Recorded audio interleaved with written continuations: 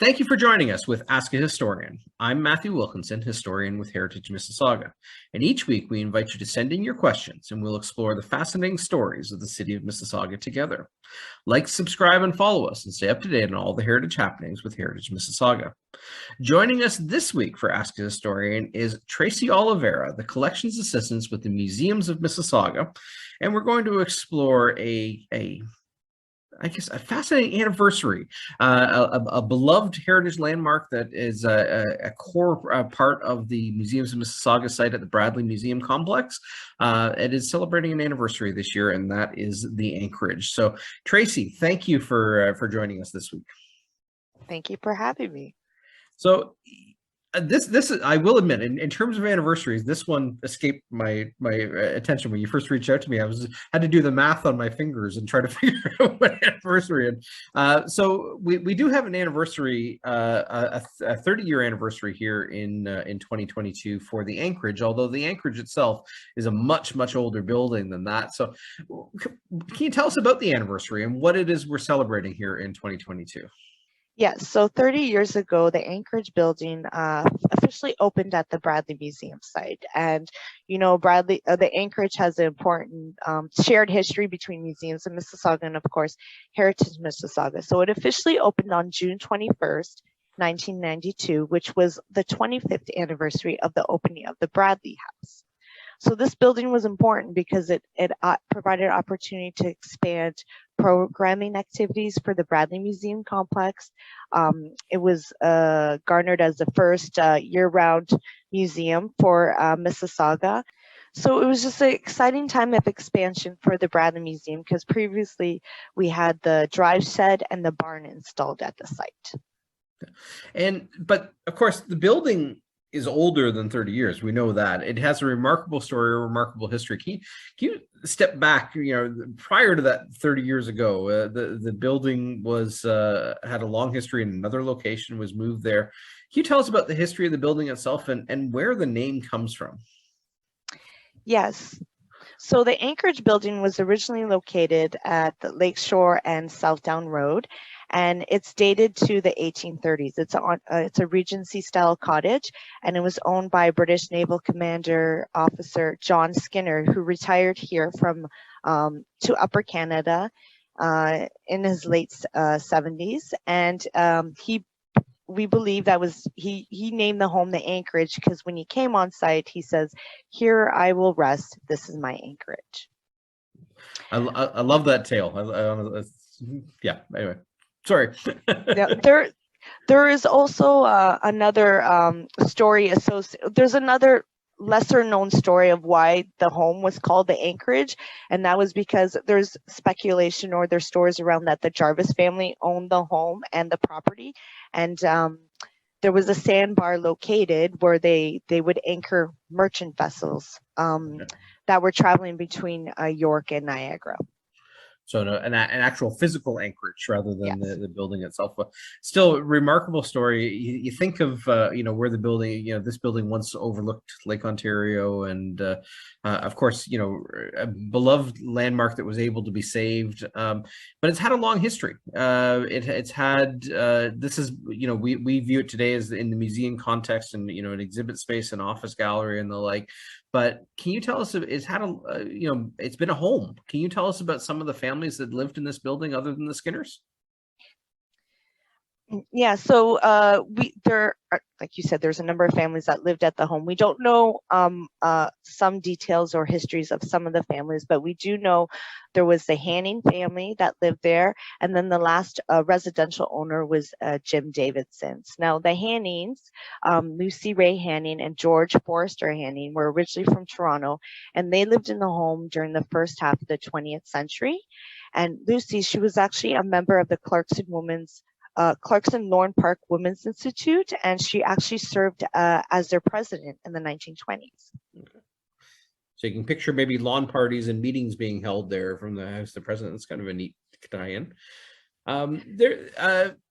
We know the building was relocated, and that relocation took place in 1978. Why was it moved? Do you know the story behind preserving the building?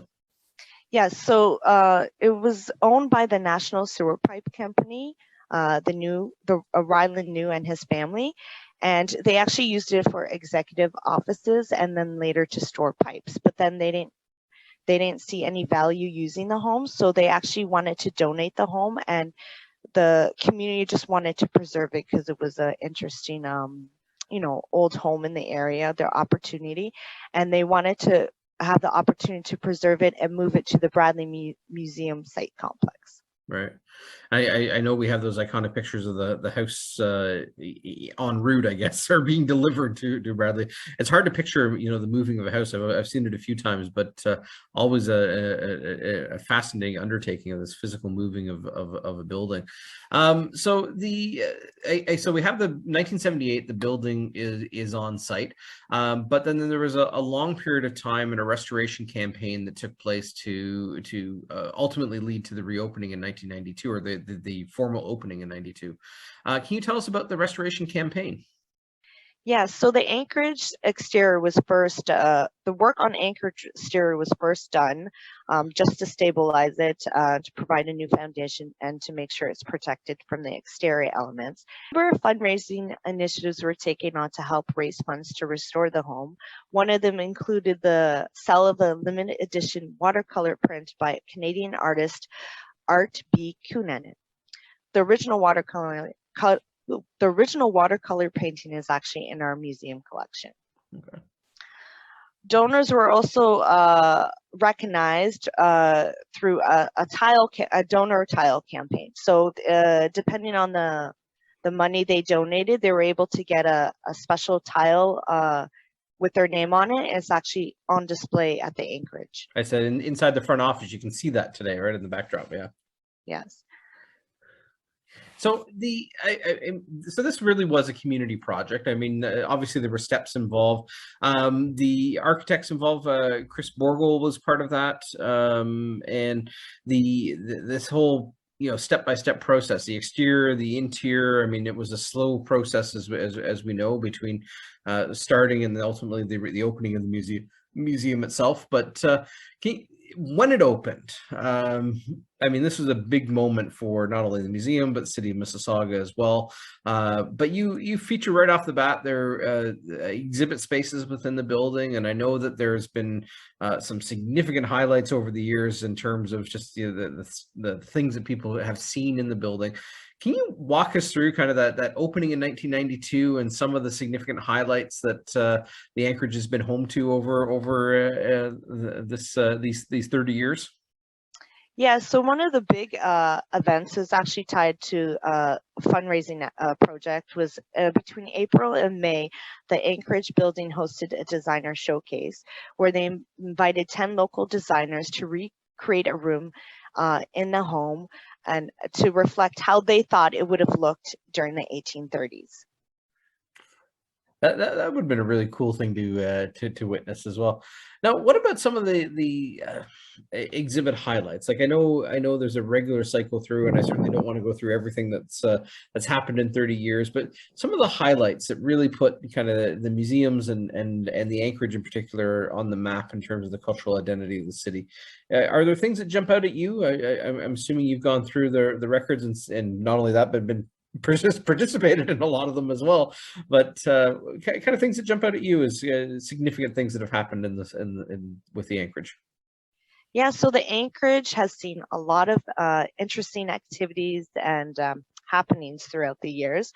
So when it first opened, we still use it as the exhibition gallery space, but we also use one of the rooms as a meeting space. And then on the weekends, we used to hold teas. So it was a tea room.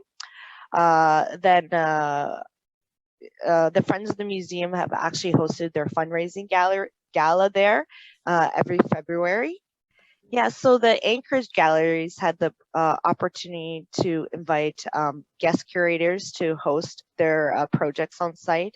Most recently was the Masters in Museum Studies program, who featured the What is Love exhibition.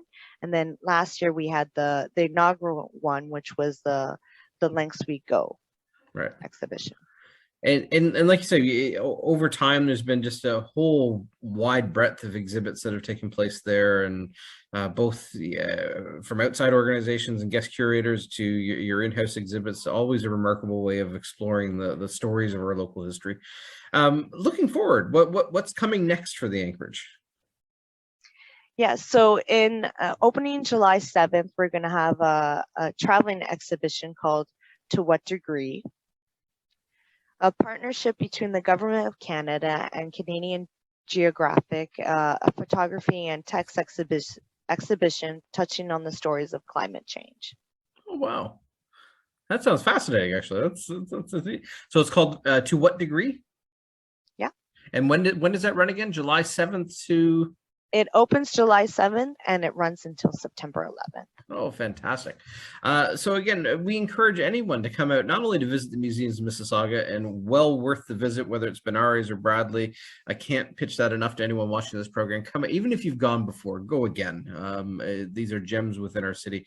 But you know, walk by the Anchorage or come by the Anchorage, particularly when the new exhibit opens in July, and celebrate the 30 years of the Anchorage being open as a component of the museums of Mississauga. So Tracy, thank you for joining us for exploring the story of the Anchorage. Again, 30th anniversary as a part of the museums, open as part of the museums, but the building has a much richer history, a much longer history of being connected to the cultural history, cultural landscape of the city of Mississauga, true landmark and a beloved part of our museums. So Tracy, thank you for joining us, and thank you for all that you do with the Anchorage and beyond at the museums.